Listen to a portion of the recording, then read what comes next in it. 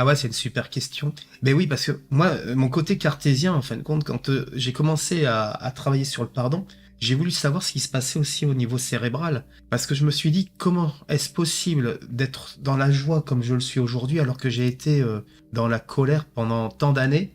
Et je me suis dit, mais il se passe quelque chose dans mon cerveau, c'est pas possible. Et c'est là que je suis tombé sur les recherches vraiment très intéressantes du professeur japonais Yataru Sato de l'université de Kyoto, qui a identifié une zone qui s'appelle le précuneus. Et ce précuneus est une zone qui est située au niveau cortex inféro-pariétal et qui serait une zone qui serait la zone du bonheur et de la joie. Ouais.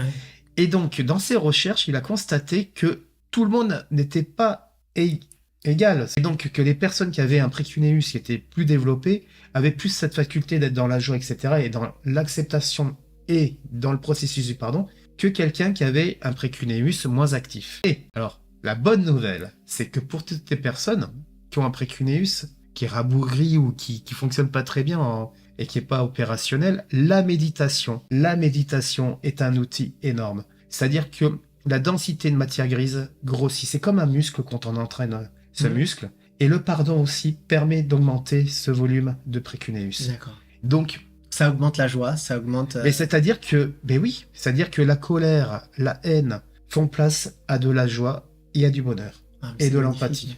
C'est surtout de voir effectivement qu'on n'est pas destiné forcément à vivre une vie dans la rancœur, etc. C'est vraiment quelque chose qu'on va pouvoir transmuter dans cette vie.